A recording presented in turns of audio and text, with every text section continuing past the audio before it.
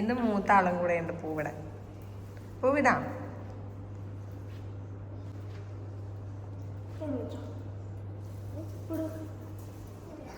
ഇന്ന് സ്കൂള് ലീവാണ്, അതുകൊണ്ട് മൂത്ത ആളും കൂടെ ഉണ്ട് പൂവിടാൻ.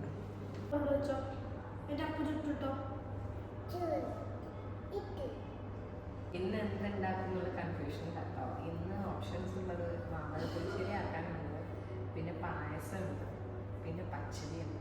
ഈ 3 ഓപ്ഷൻസ് ഏതുണ്ടാക്കാൻ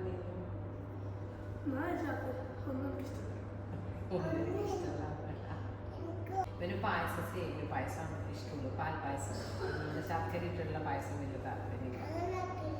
പിന്നെ പച്ചടി, പുളിയുള്ള കറികൾ, പുളിയും അത് അങ്ങനത്തെ കറികളും ഇഷ്ടമല്ല. പിന്നെ അവിയൽ ഇഷ്ടമാണ്. അവിയൽ ഇഷ്ടമാണ്, കൂട്ടുകറി അതൊക്കെ കഴിക്കും. പച്ചടി എല്ലാം കഴിക്കും, പക്ഷെ ഇഷ്ടമാണെന്ന് ചോദിച്ചാൽ അതിനൊന്നും പിന്നെ പറിക്കുന്ന ആദ്യം. അപ്പം നമ്മുടെ ഇന്നത്തെ പൂക്കളമാണിത്.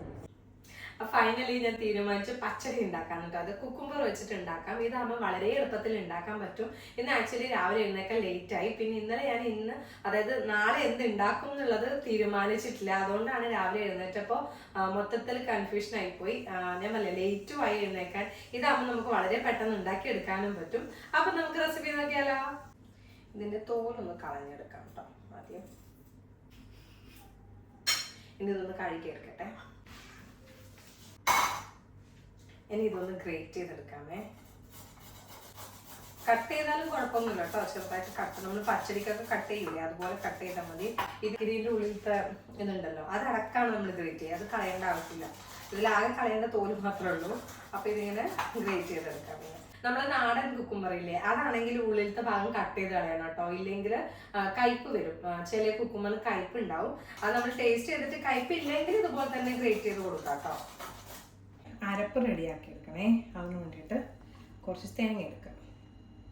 പച്ചടിക്ക് ഇച്ചിരി തേങ്ങ വേണം, എന്നാലേ നല്ല ടേസ്റ്റ് ഉണ്ടാവും. ഇനി ഒരു ചെറിയ കഷ്ണം ഇഞ്ചി ഇട്ട് കൊടുക്കുക. പിന്നെ ഇത് ഒരു പച്ചമുളക് 2 പീസാക്കിയിട്ട് ഇട്ട് കൊടുത്തിട്ടുണ്ട്. പിന്നെ കുറച്ച് വെള്ളം ഒഴിച്ചു കൊടുക്കുക. ഇത് ചൂടുവെള്ളമാണ് ഞാൻ ഒഴിച്ചു കൊടുത്തത്. തേങ്ങ ഉണ്ടല്ലോ, നല്ല തണുപ്പുണ്ട്, അതുകൊണ്ട് കുറച്ച് ചൂടുവെള്ളം ഒഴിച്ചു കൊടുത്തിട്ടുണ്ട്. പച്ചടിക്ക് അരച്ചെടുക്കുന്ന സമയത്ത് എപ്പോഴും നമ്മൾ വെള്ളത്തിൻ്റെ ക്വാണ്ടിറ്റി ഇച്ചിരി കുറച്ചിട്ട് ഒഴിക്കണം. ഇല്ലെങ്കിൽ പച്ചടി നല്ല വെള്ളം പോലെയാവും. നല്ല തിക്കായിട്ടല്ലേ പച്ചടി ഉണ്ടാവുക. അപ്പോൾ നമുക്കിതൊന്ന് അരച്ചെടുക്കാമേ. നന്നായിട്ട് അരയണം കേട്ടോ. നമുക്ക് അരയാനുള്ള പാകത്തിന് മാത്രം വെള്ളം ഒഴിച്ചാൽ മതി. എത്ര കുറച്ച് വെള്ളം ഒഴിച്ചിട്ട് അരച്ചെടുക്കാൻ പറ്റുമോ അത്രയും കുറച്ചിട്ട് അരച്ചെടുക്കാം. ഞാൻ ഇതൊന്ന് അരക്കട്ടെ. നന്നായിട്ട് അരച്ചെടുത്തിട്ടുണ്ട്. ഇനി ഇതിലോട്ട് 1 ടീസ്പൂൺ കടുക് ഇട്ട് കൊടുക്കുക. എന്നിട്ട് ജസ്റ്റ് ഒന്ന് ഒതുക്കിയെടുക്കുക കേട്ടോ. അത് ജസ്റ്റ് ഒന്ന് പൊട്ടാൻ മാത്രമേ പാടുള്ളൂ. തൈര് ഇട്ട് കൊടുക്കാം. ഞാനൊരു 3 ടേബിൾ സ്പൂണോളം തൈര് ഇട്ട് കൊടുത്തിട്ടുണ്ട്. പുളി നോക്കിയിട്ട് നിങ്ങൾ നോക്കിയിട്ട് ഇട്ട് കൊടുക്കുക. പിന്നെ പച്ചടിക്ക് ഞാൻ ഒരു 5 ടേബിൾ സ്പൂൺ തേങ്ങയാണ് എടുത്തത്. നമ്മൾ ഈ സ്പൂൺ വെച്ചിട്ട് തന്നെ അതിൻ്റെ ബ്ലേഡ് ഒന്ന് മൂവ് ചെയ്ത് കൊടുക്കുകയാണെങ്കിൽ തൈരിൻ്റെ കട്ടയൊക്കെ ഒന്ന് ഉടഞ്ഞു കിട്ടും. അപ്പോൾ അടിച്ചെടുക്കുകയാണെങ്കിൽ തൈര് ഇങ്ങനെ വെള്ളം പോലെയാവും കേട്ടോ. അപ്പോൾ നല്ല തിക്കായിട്ടുണ്ടോ. അപ്പോൾ നമ്മുടെ പച്ചടി നല്ല തിക്കായിട്ടാണ് വേണ്ടത്.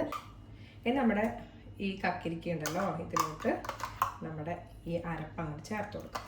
ഇനി നമുക്കിതിലേക്ക് ഉപ്പിട്ട് കൊടുക്കാം. ഉപ്പിടുമ്പോൾ ഒരു പൊടിക്ക് മുന്നിൽ നിൽക്കണേ. കാരണം തൈര് ഇടുന്നതുകൊണ്ട് കുറച്ച് കഴിയുമ്പോൾ ആ ഉപ്പ് അങ്ങോട്ട് കുറയും. അപ്പോൾ പച്ചടിക്ക് ഇടുമ്പോൾ നമ്മളെപ്പോഴും ഒരു പൊടിക്ക് അധികം ഇടണം. ഒരു പൊടിക്ക് അധികം ഇടണം എന്ന് വെച്ചിട്ട് കുറേ വാരി ഇടരുത് കേട്ടോ. അപ്പോൾ നമുക്ക് വേഗം ഉണ്ടാക്കാൻ പറ്റില്ല. ഇത് നന്നായിട്ട് ഇങ്ങനെ മിക്സ് ചെയ്ത് കൊടുക്കുക. ഇനി നമുക്കിതിന് വറവിട അത്രയേ ഉള്ളൂ കേട്ടോ. ഞാൻ ആദ്യമേ പറഞ്ഞില്ലേ, അടുപ്പിൻ്റെ ആവശ്യം എന്ന് വെച്ചാൽ നമുക്ക് വറവിടേണ്ട ആവശ്യം മാത്രമേ ഉള്ളൂ. അപ്പം നമുക്കിതിന് വറവിട്ട് കൊടുക്കാം. വെളിച്ചെണ്ണയിൽ കടുകും കറിവേപ്പിലും ഉണക്കമുളകും മാത്രമേ ഉള്ളൂ. നമുക്ക് കടുക് ഇട്ട് കൊടുക്കാമേ. ഇനി ഉണക്കമുളകും കറിവേപ്പിലും കൂടി ഇട്ടെടുക്കാം. ഇതിലോട്ടൊക്കെ ഇട്ട് കൊടുക്കാം.